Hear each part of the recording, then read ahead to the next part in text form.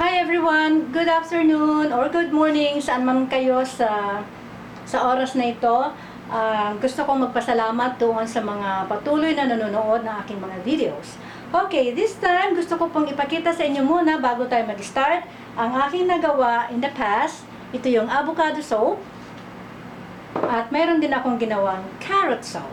Ayan.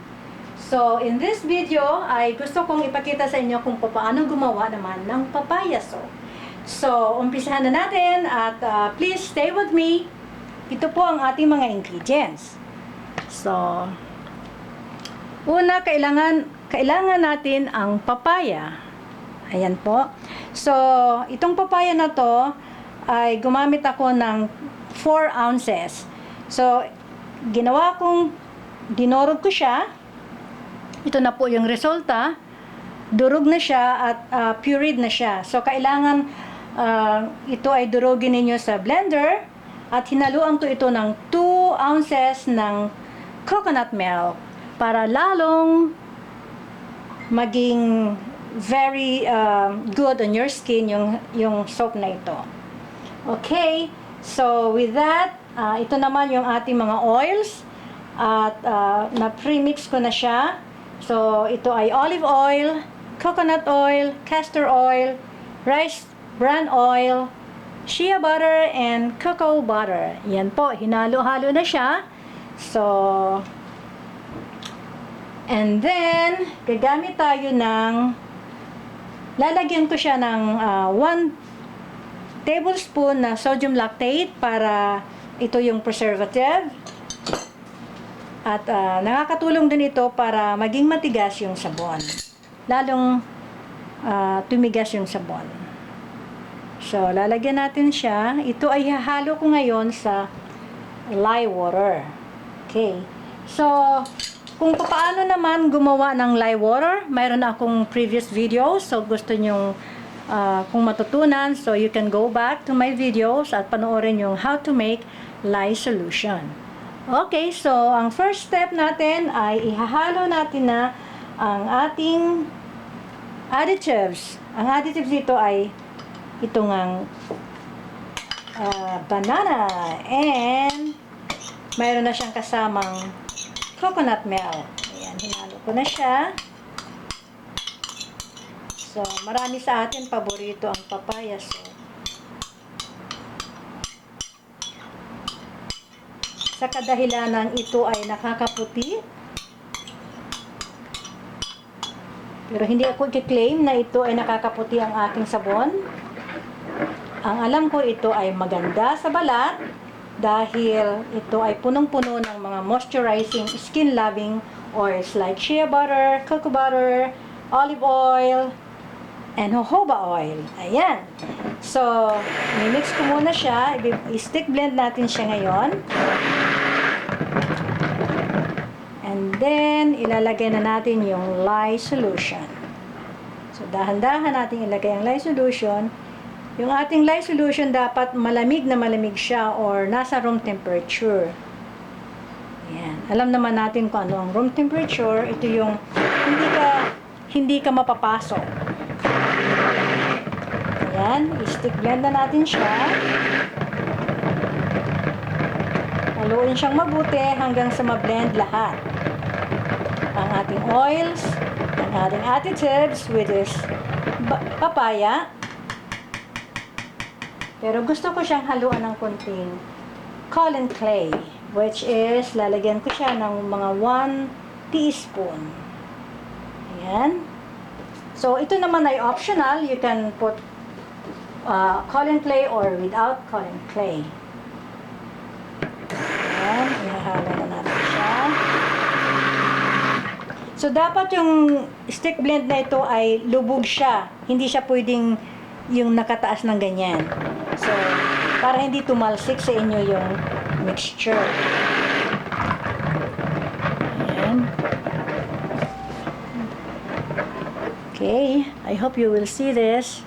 You can see this. Okay.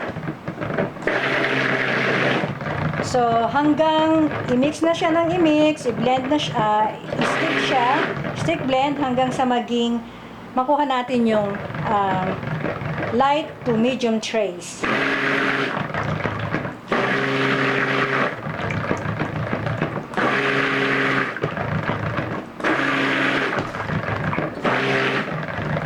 So lahat ito ay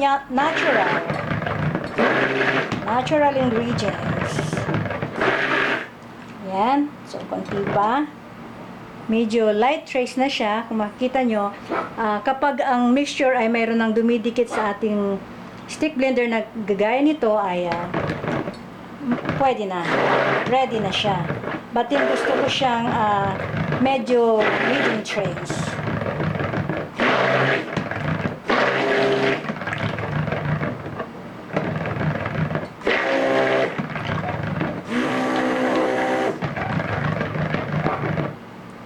Ayan.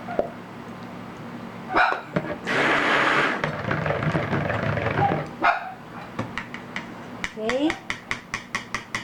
Ngayon, ilalagay naman natin ang ating essential oils. So, hahaluan ko siya ng grapeseed essential oil. So, lalagyan ko siya around this is 2 ounces. So, yung kalahati lang ilalagay ko, which is 1 ounce. Ayan. Mabango ito talaga. Papaya and grapefruit. Papaya and grapefruit. Nabubulol ako. Papaya and grapefruit. Ayan, ang bango.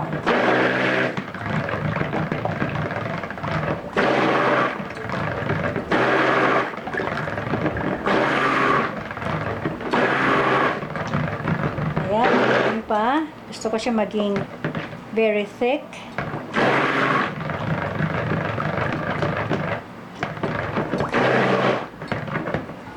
Okay, hahatiin ko siya into 2. Kasi yung half, gusto kong lagyan siya ng medyo puti or haluan ko siya ng titanium dioxide. Kasi masyado siyang super yellow orange at para maging may dalawa siyang color. Medyo light orange. Ayan.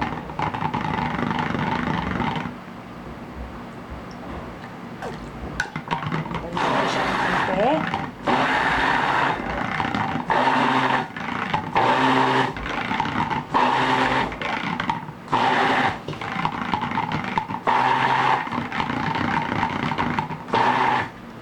Ayan. Medium trace na siya.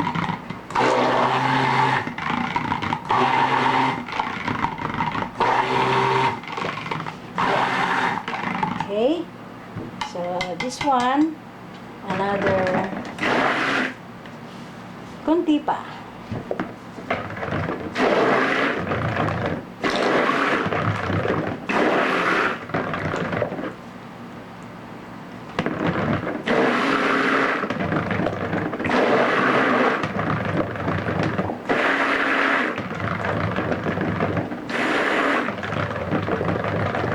Yan, mabango.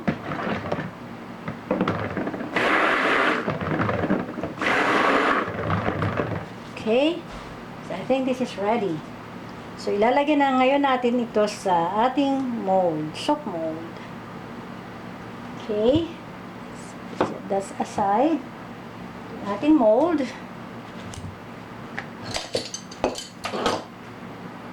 Okay, so pour ko na siya ngayon sa ating mold, soap mold. Ayan, kulay talaga siyang papaya.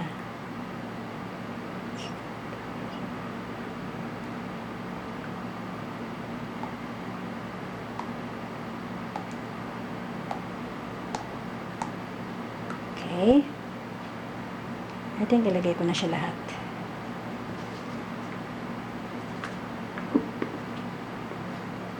Ayan.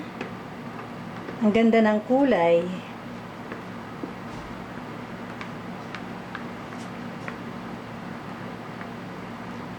So, lahat ito ay Kung gusto niyo yung recipe, makikita nyo sa aking description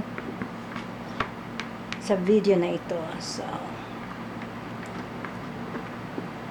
for those who wants to make papaya soap o gawin itong business, panoorin nyo lang yung aking ilang mga videos, preparations, equipments, and how to make the lye water. Ayan, makakagawa kayo ng inyong sabon or kahit pansarili lang. You know, yung personal use. You can do that. Okay. I-add ko na ito.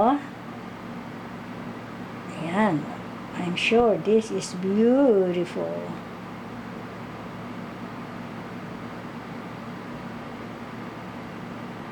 Okay, lalagay ko to sa ibang. Okay.